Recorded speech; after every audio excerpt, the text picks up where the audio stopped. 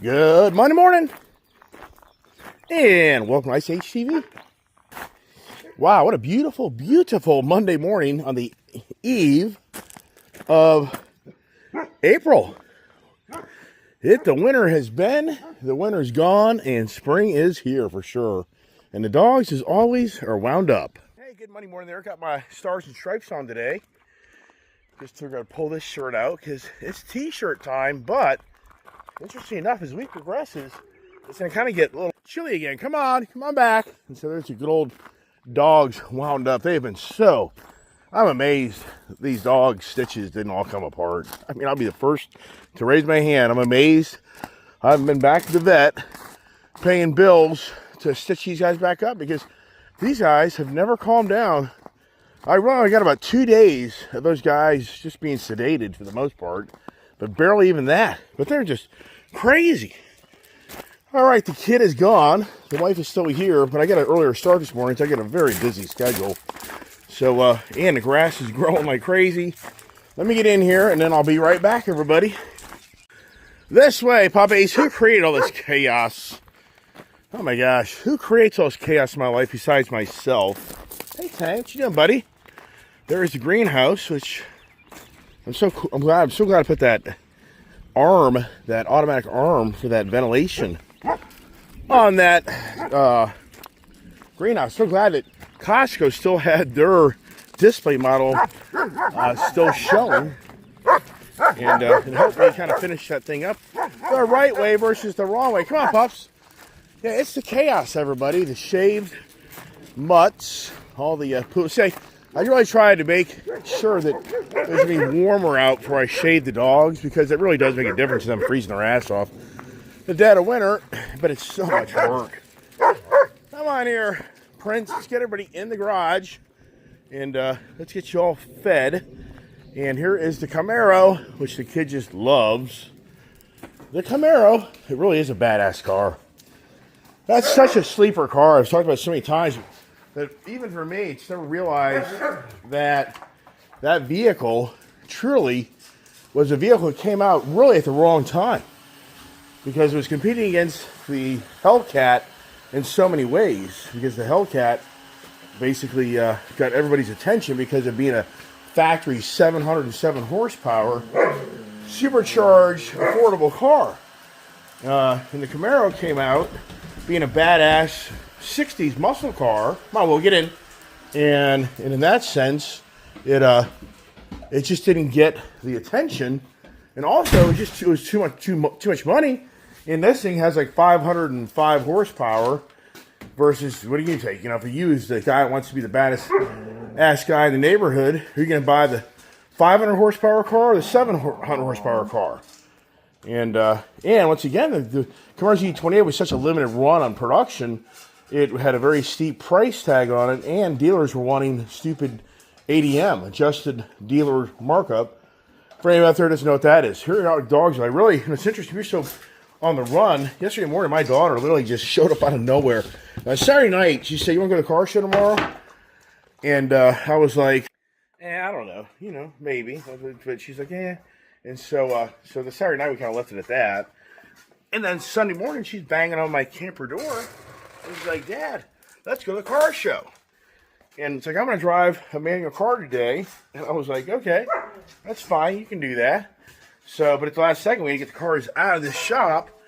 And we had to get this is the first time I'm this hungry early morning. And the reason I'm bringing this up is because, like I say, we didn't feed them yesterday morning.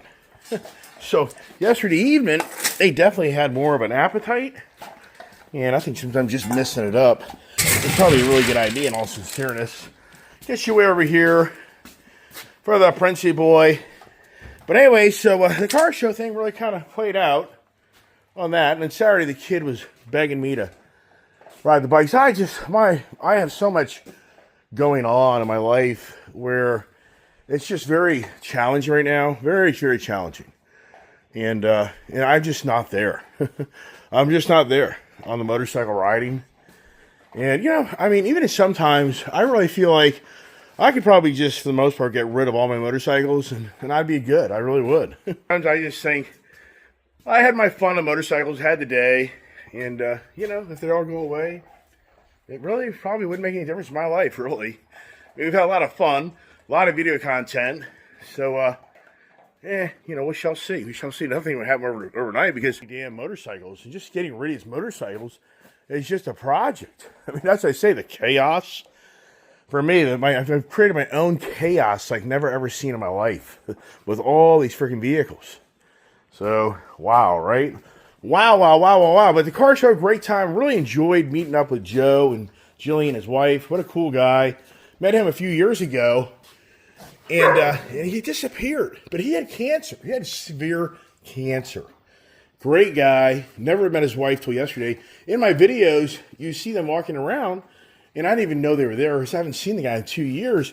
But what's interesting is I thought I offended him because he was there at a show with his beautiful four-door BMW M3 Series with the green, that really bright green, like the Irish green color car.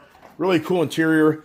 And another BMW guy was there, and I made the comment to the one guy standing there that people even saw this on my YouTube channel. My long-time subscribers remember this conversation. I said to the guy, I said, you BMW guys have to go to a special driving school just to prove everybody you get the baddest ass and you're the best drivers in the world. And the guy took that really, he took that really pretty hard. It pissed the hell out of him. But I did so many ways apologize to him. I kind of saw that, you know, he really, it's just a running joke. If you're really in the automotive world, it's a running joke of showing the BMW owners at a class on how they're the baddest ass drivers in the world. And if you've ever been driving down the road, and sometimes years ago, I don't know so much now because there's so many luxury performance cars, but it just seems like years ago for me that the BMW guys always thought they were bigger and better than you. And I'll never forget the time I was driving my Viper truck, and we were at a 2-lane road that goes down to a 1-lane road, and a guy in a BMW Z3 was behind me in my Viper truck. Well, no, actually, he was next to me, and I smoked his ass. And once I did that, he was flipping me off.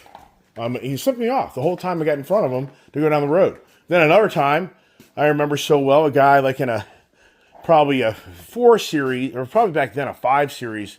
This is back in 2004 or 5. A 5 Series BMW up here in 70 coming back home, my Viper truck. And this guy in his BMW truck came up and then cut me off, then got in front of me. And I mean, he got in front of me and then he locked me down. And I was doing like, you know, I was like 80 miles an hour. 85. He now decided to start going like 70, 75. So now it was one of those things on a 2-lane road where you both going the same way in a highway. I had a chance to separate myself from this guy by passing around him and then cutting back in front of him between another car, if you kind of know how you scissor yourself to do that. And I nailed it in that Viper truck, and I smoked his ass. I mean, I came behind him, went by him, and kept on pulling. And then, you know, way up the road, he's on my ass now, riding my ass. So what did I say about the BMW? I don't know. So the whole point of that is, I thought I offended Joe, the guy with the BMW green car that I hung out with yesterday, and Jillian and Julie and I, and we all went to lunch, had a great day. I really thought that guy, he lives like an hour from where that car show is, and they have their own local car show. And I just personally felt, you know, I really kind of irritated that guy, and he probably just doesn't feel like coming down here anymore because of the of me making that offensive comment. So yesterday we talked about that. He's like, hell no. He's like, we just have been too busy. They got 2 kids, and other things have been going on in his life. And he's like, no. And he's like, you know, but I've come here, but you weren't here. I'm like, oh, okay, I get it. So we exchanged phone numbers because we're gonna get together again and have some fun. He's just like I say, that Ferrari has like a 2004 Ferrari. He bought that thing 15 years ago. Wow. So he's telling me all the story about the motor going on it because of the Cadillac converters clogged up, and they create a backflow into the engine that literally torches one of your cylinders and your valves. So pretty good, just really great. So I don't think he's watching this video, but and his wife, beautiful wife, you know, just really nice, great people. So anyways, there you are on that. You know, now I'm trying to keep these videos not real long. I just am trying to cut back on the real long conversations, but I think it's always interesting. We're here on Elon Musk, for ending conversations on Elon Musk, And Elon Musk is really, he's pretty cheesy. Do you know about this story? Elon Musk has become a cheesehead. Yeah, blockhead, cheesehead. So Elon Musk, he went out of his way yesterday to get into Wisconsin and to go to the Wisconsin convention or whatever, to rally the GOP political party. They're in the backing of the, I guess, the senator running for to be elected there in Wisconsin. And Elon Musk is hammering on how we have to make sure the GOP party wins this election in Wisconsin, because if we don't, it could really then be the last call of our country that we live in, being the country that we're trying to bring it back to be, per se, in so many ways. And so he's claiming that if the Democrats win the party, they're going to redraw the district lines to add more senators and congressional members, so that they'll then have dominance in the House of Representatives, which then instantly gives them the rule of power to always make the vote to win or lose. And if the GOP loses that election, then it basically comes down to that Donald Trump will probably become a lame duck, meaning that he won't be able to get the bills passed on trying to right the ship of this country. And so Elon Musk, he's out there hammering. No, don't do that, Gypsy. Just get over here. Why are you doing he's out there hammering so the dogs have water. It's never-ending water. Nope. Water, all you do. Got it right here in the big bucket. That's why I got that big bucket, because they got water now. So Elon Musk, he's just hammering the importance of this election, where he's going out of his way to even be there to hopefully influence people to come to vote and don't let the Democratic Party win the election, because otherwise he knows for all his hard efforts, they're going to probably not, pan out to be, because the Democratic Party is going to not sign off on all this Doge recommendations on how to get this government in better working condition, more efficient. And to the point, he brought in one of the Doge guys, older guy, established guy, very probably Middle Eastern, that's working on the Doge product. And he shared with everybody last night at this convention that it's beyond believable. The Democratic Party supports illegal immigration like never ever seen. And they're digging up by accident. By accident, they've now found out that there's 2.1 million illegals receiving Social Security. So that kind of came by accident. So Elon Musk is hammering the hell out of the Democratic Party's goal is to buy the votes, to bring all the illegals in and feed them their monies and their house and their food and their health care, to totally take control of this country, where it will never be the country we know it to be. So Elon Musk, once again, he is hammering the rudeness of the Democratic Party. Now, you go into X, it's incredible on X, and how many paid actors are saying that Elon Musk is lying. He's lying. This Doge thing is all lies, everybody. So the propaganda machine on the X side is that people are literally going off all day long, the paid actors, that say Elon Musk is full of it. Everything he's claiming is all false. It's all made up. It's not true.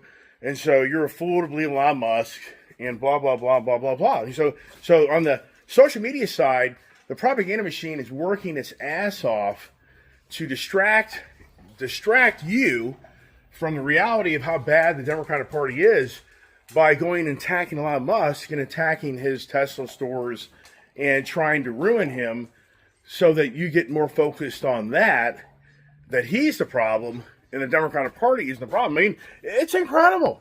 I mean, to me, I asked over and over again, sincerely, as a Democratic person, what's going on? I mean, what's going on? And once again, I don't really think there's many people on my channel that are Democratic followers of my channel, because they know I'm more conservative.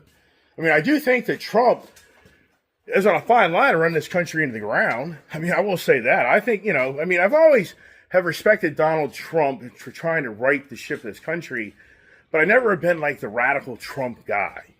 I've never been that. And I've never really been for any political figure like that. So the point is, even for me, Donald Trump, I think he's in dangerous times. I think Donald Trump's going to sink this country with all this tariff stuff. Everything's going to be so expensive. Everything's getting ready to have a 20%, 25% increase in price.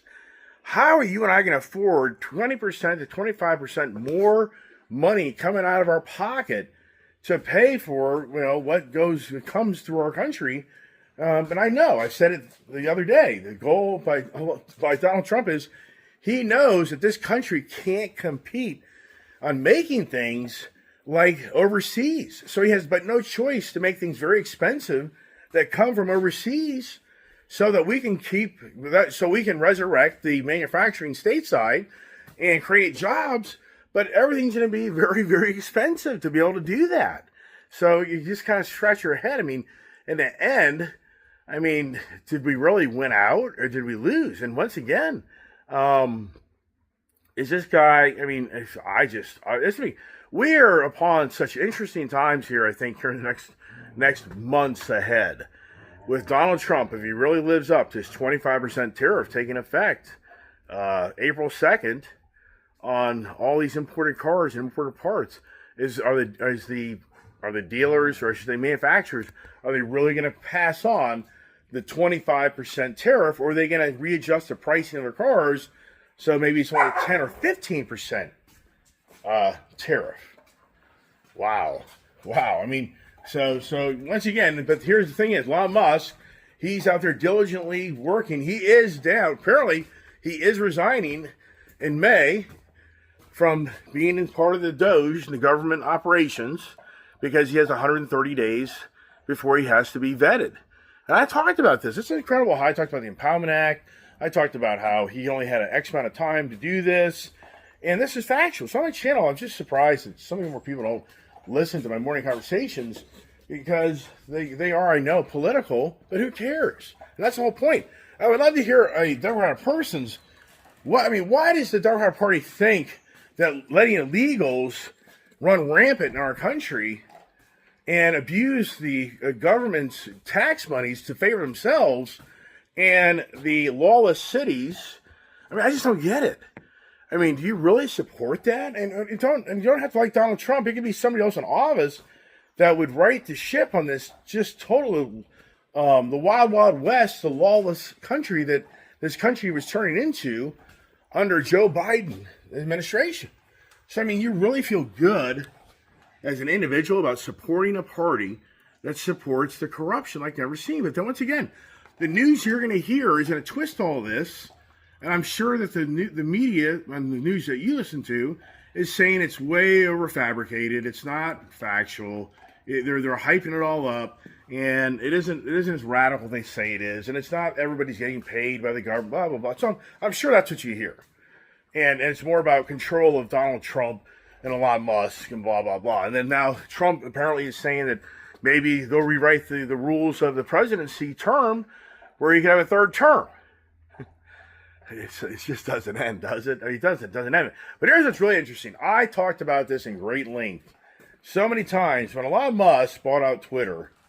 And I'm going to wrap it up because I just don't want to talk all morning long. Plus, I had a very, very busy day. I got a lot on my plate. My mom, family down there in Florida, things are going on. Decisions. She's in hospice. So it's not, I may be going to Florida sooner than later, and it's really my mental state of my father, and then my sisters really, texting me and sharing me all the things, very, very, very, very challenging right now. And I'm way up here, and I feel guilty because I'm not down there to try to help them out. But but I just have too much on my plate that I just, I have to run a company and property, and I have freaking $8. The chaos I created for myself.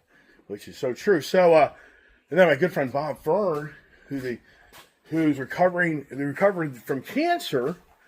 It's not good. He came by yesterday and spent time with me yesterday, and wow, I haven't seen him for quite a while, and he doesn't have an appetite, and it's not good. So he came by to see me, and we worked on his boat a little bit. Let's sit on, and he wants to try to get that going. But he's not in good health. So for Bob, and he's even mentioned, how much longer am I here? So I was trying to keep, I've known Bob for It's hard to even for me to believe I've known Bob for 32 years. He's been a great friend of mine. He's helped me so many times in my life, and I've helped him. You know, and it's just get to the point, get to the age of life where you start losing family and friends, and it's just such a bummer. It is such a bummer as you get older in life. You know, it's no fun getting old between your body killing you and losing your family, friends, and family. You know, it's just what. So anyways, for Elon Musk, it's incredible. I talked about over and over and over again that why did Elon Musk buy Twitter? Why did he buy Twitter? And I always had the gut instinct to say he bought Twitter to be able to use it to expand his artificial intelligence. I talked about that so many times. If you go to my channel years ago, it's hard to believe he bought Twitter in 2022.